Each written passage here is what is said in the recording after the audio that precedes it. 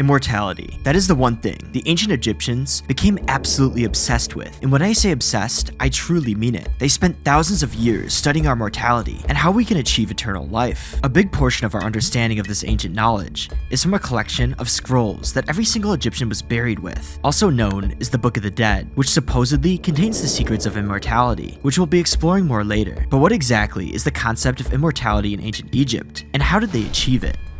The concept of immortality in ancient Egypt was found in the Book of the Dead, which was a collection of texts that contained ancient spells, prayers, and rituals. Although the original origins of this ancient knowledge are unknown, they were initially found as carvings in pyramids from 2400 BCE, which makes the Book of the Dead the oldest religious collection of texts in the world. This is absolutely insane, because this book contains fragments of knowledge from some of the earliest recorded humans from our past, and it talks about something as meaningful as it gets, our mortality.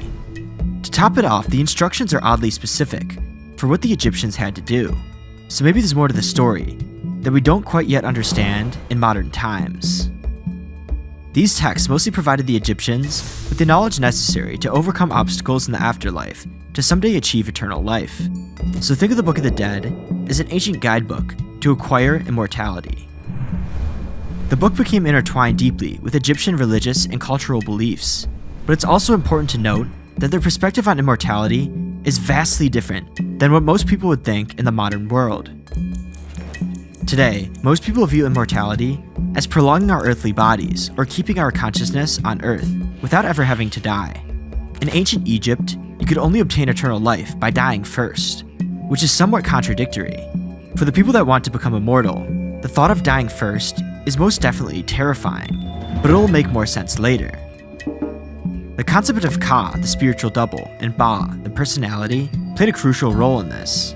After death, the Ka and Ba were thought to leave the body, and if properly preserved and the correct measures were taken, they would reunite in the afterlife, granting the deceased eternal life.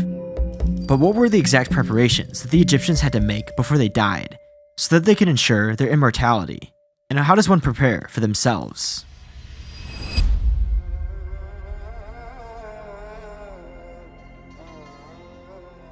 To achieve immortality, the Egyptians had an extremely precise process of doing so, from careful medical procedures to the construction of specific buildings, to even the use of spiritual spells, which was all laid out in the ancient Book of the Dead.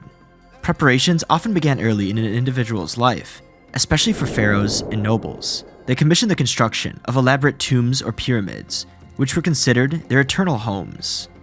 Walls were decorated with scenes depicting the deceased's life, gods, and also scenes they wished to encounter in the afterlife. The tombs were stocked with goods, food, and possessions that the deceased might need during their journey to become immortal. And trust me, this journey they would have to embark on would strike fear into even the hearts of the brave, but we'll talk more about that briefly. After death, the body was taken to the Ibu, or place of purification, and embalmers removed the internal organs, which were treated, wrapped, and often placed in canopic jars. The remains were dehydrated using a naturally occurring salt mixer for 40 days to remove all of the moisture. It was then stuffed to give it a lifelike shape, and the skin was coated with resins to prevent decay. The body was then wrapped in linen bandages, and sacred amulets were placed between layers for protection. The final layer was often an intricate weave of bandages with a funeral mask placed over the face. The body would then be placed in a sarcophagus, which would give the mummies the iconic look we know today. After, the body and goods were transported to the tomb in a procession that included family, priests, and mourners. At the tomb, priests performed the opening the mouth ceremony, a ritual to restore the senses of the deceased so they could eat, drink, and speak in the afterlife. Prayers were recited and offerings were made to ensure the gods well received the deceased individual. And that would be it. Well, at least for the land of the living. According to the Book of the Dead, it would be up for the person who died to do the rest of the work. They now had to embark on a dangerous adventure through the underworld, and if they made it, they would finally get into the afterlife, where they would achieve immortality. From battling strange monsters to solving bizarre puzzles, this is where things begin to get crazy.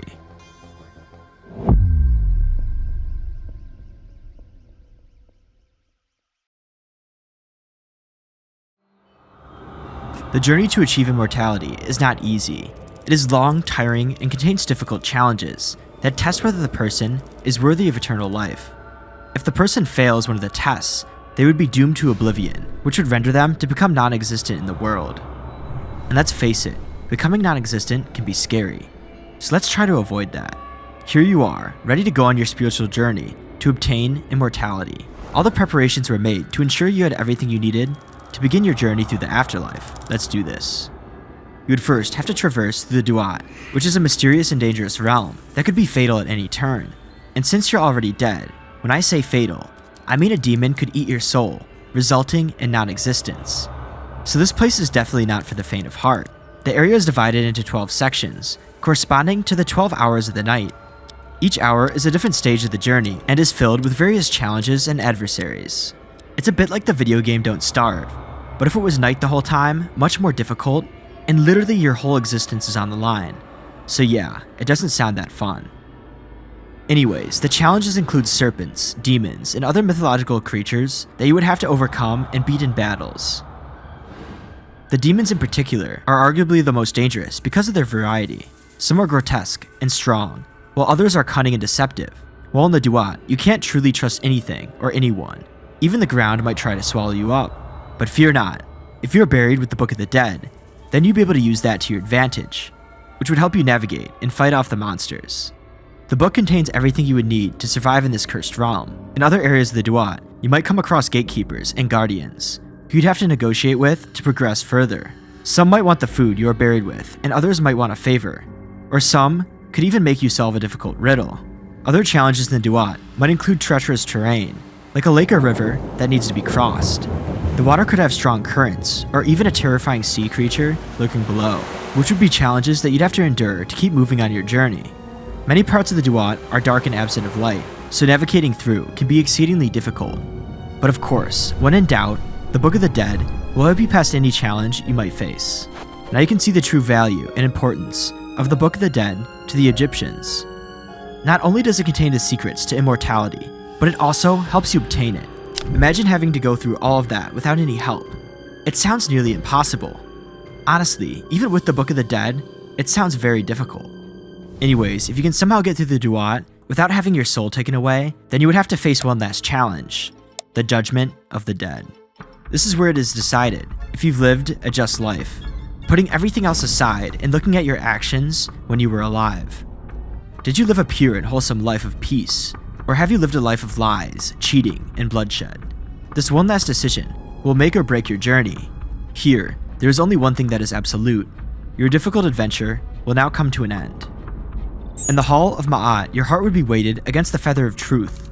If the heart was lighter or equal in weight, it indicated that you lived a life in harmony with Ma'at, and you could proceed to the afterlife. If not, your heart would be devoured by Amit, a terrifying demon, resulting in a second death and oblivion forever.